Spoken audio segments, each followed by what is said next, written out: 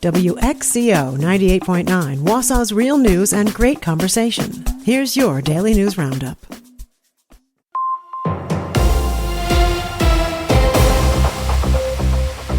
For WXCO News, I'm Isabella Nieto. A TID, or Tax Increment Financing District, is a form of economic development for cities. It sets a zone of taxable property to fund improvements. Then, as the value of properties grow, municipalities recoup that cost. A debate over affordable housing in one Wausau TID near Aspirus Hospital on Wausau's west side continued last week. The Wausau Economic Development Committee narrowly passed a measure that recommends extending TID 7 by a year. If approved by the City Council, the extension would free up nearly $2 million for affordable housing projects. Patrick Gatterman is Wausau's Economic Development Manager.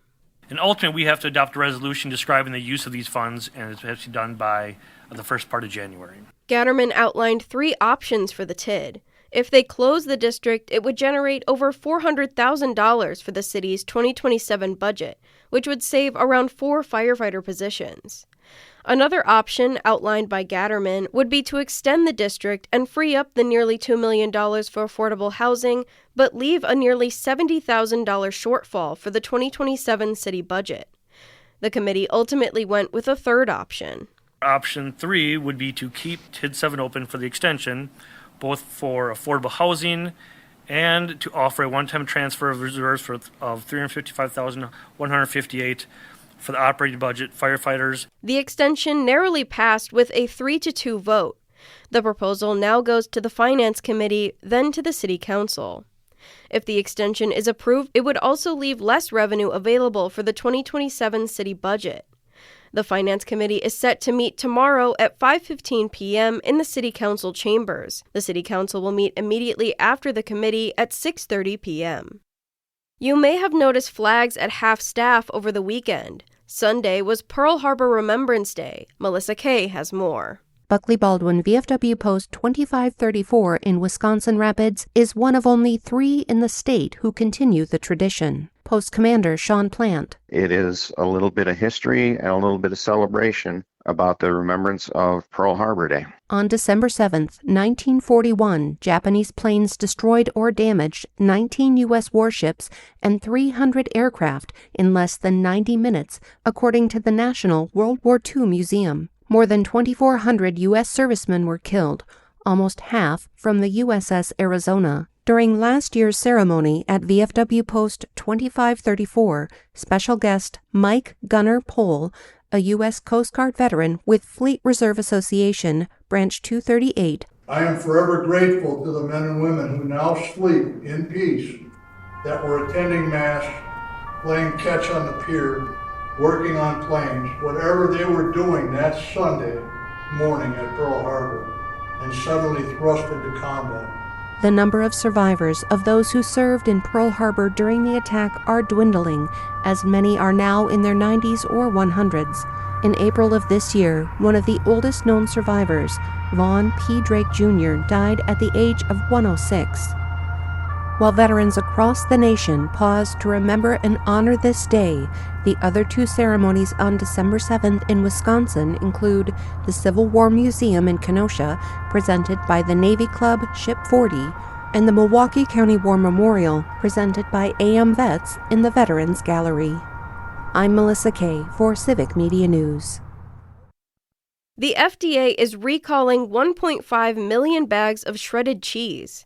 The manufacturer, Great Lakes Cheese Company in Ohio, had first said in October that metal fragments may be in the packages. The FDA has now elevated it to a Class 2 recall, which is where the product can, quote, cause temporary or medically reversible adverse health consequences, end quote.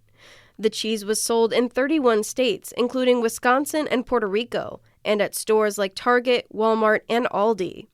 Great Lakes Cheese Company makes cheese under a variety of labels, including Great Value, Good and Gather, and many more. You'll want to check the FDA's website for the full list of recalled cheese. If you have any of the recalled cheese, throw them away or bring it back to the store for a refund. Wausau is accepting applications for a new transit director. Former transit director Aaron Hersey announced his resignation in August. His departure came after less than 2 years on the job. According to reporting from the Wausau Pilot and Review, Hersey did not provide a reason for leaving in his resignation letter, and he officially left the position in September. According to the job posting released last week, the purpose of the position is to oversee Metro Ride, Wausau's bus system. The city will be accepting applications until December 28th. The Wisconsin Department of Natural Resources is seeking community input on updates to the state's turkey management plan. According to a press release, the current turkey management plan was adopted in 2015 and is due for revision. The new plan will guide the state's management of turkeys for the next 10 years and includes input from various tribal agencies, hunting organizations, and conservation partners. The DNR will accept public comments through their turkey management webpage until next Thursday. I'm Isabella Nieto for WXCO News. The Packers over the Bears in a thriller. Hi, I'm Mike Clemens with sports. NFL, Green Bay over Chicago, 28-21. Bears quarterback Caleb Williams attempting a pass in the end zone to tie the game up, but Packers defensive back Keyshawn Nixon with the interception to clinch the win. I asked him what he saw. We was in like a zero call, and my guy went behind the backfield, and I was chasing. And I saw the tight end free, so I knew he was the only person to get the ball. So I just ran to me through the ball. I thought he was going to overthrow it over me, and then I jumped, and I was like, oh, I can't grab it. And I just grabbed it. The Packers now 9-3-1, back in first place in their division. Head coach Matt LaFleur. It took a full 60 minutes, and we're fortunate that we made a play when we needed to at the end of the game. But it was a back and forth battle, particularly in that second half. Up next, they're on the road to Denver to face the Broncos. College basketball, the Wisconsin Badgers beat Marquette over the weekend. Tomorrow they fly to Nebraska to play the Cornhuskers Wednesday night. With sports, I'm Mike Clemens. It is going to be cloudy with a few scattered snow showers today. Our high right around 18 this afternoon. Tonight, light snow. We may get an inch or two by the time everything winds down. And then tomorrow, more light snow with around an inch, maybe a little more, especially north.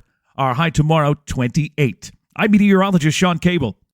That's your Wausau News Roundup from WXCO. Find more news anytime at WXCO.FM. Subscribe to this podcast on Spotify, Apple, or wherever you find your podcasts.